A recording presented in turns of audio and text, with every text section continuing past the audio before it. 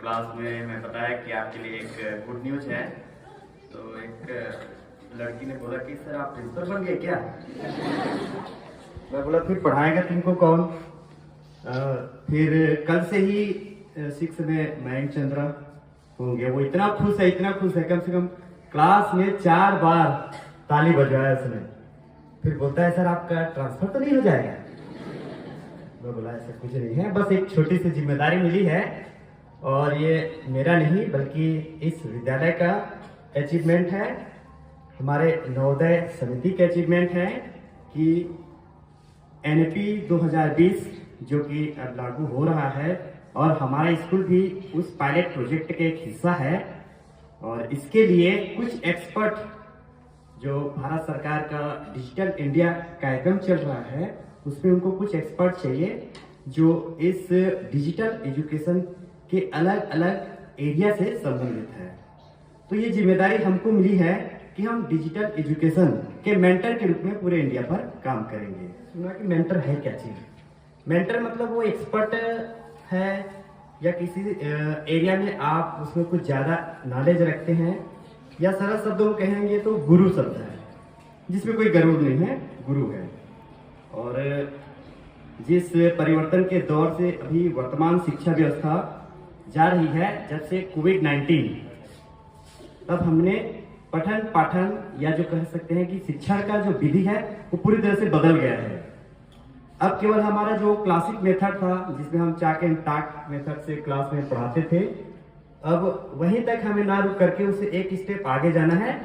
21st century skill के लिए अपने आप को तैयार करना है।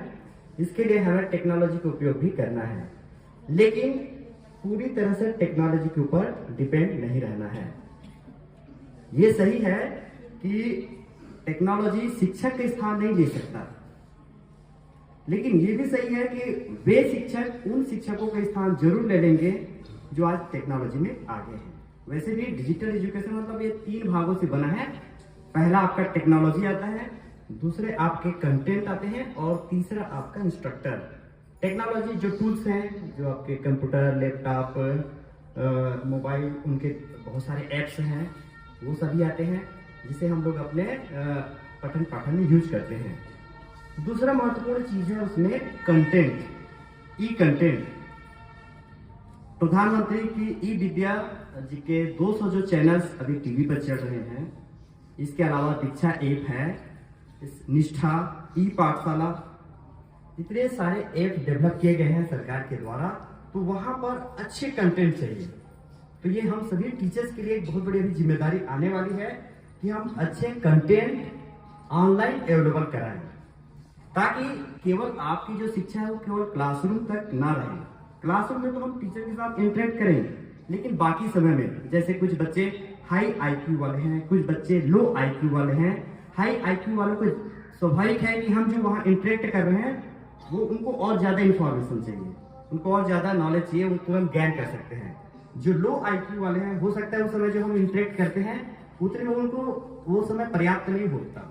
तो ये टेक्नोलॉजी वहां पर उनको हेल्प करेगी। उनके पास ये टैब्स रहेंगे, लैपटॉप रहेंगे, जहां वो अपना समय देंगे उन चीजों को एनिमेशन के थ्रू या और भी जो क्रिएटिव मेथड्स है उसके थ्रू उसको सीख सकते हैं। तो कुल मिला के डिजिटल एजुकेशन का उद्देश्य ही यही है कि हम टेक्निक का उपयोग करके, टेक्नोलॉजी का उपयोग करके जो हमारा नॉलेज है उसको बच्चों तक इजी तरीके से एक्सेस कर सके, वहां तक पहुंच सके। इसके लिए हमें 4 और फैक्टर्स की जरूरत पड़ती है। एक आपका जो टाइम मैनेजमेंट है, और जो 3 है पी, 3P। एक है पेस, प्लेस और पाथ, कि आप कहीं भी कभी भी किसी भी समय उसको एक्सेस कर सकते हैं। जो डिजिटल एजुकेशन है ये आज के टीचर के लिए ये हमारे पेन और पेपर हैं। ये वो रेस है जो आने वाले समय में हम भविष्य में मिलने वाली चुनौतियां हैं उसके लिए आपको उसके अनुरूप तैयार करेंगे। इन 2 पंक्तियों के साथ मैं अपने बारे को विराम देता हूं कि ना पूछो कि मेरी मंजिल कहाँ है, ना पूछो कि मेरी मंजिल कहाँ है, अभी तो मैंने सफर का इरादा किया है, ना हारूंगा हौसला उम्र भर। ये मैंने किसी से नहीं, खुद से वादा किया है, आपसे वादा किया है। धन्यवाद।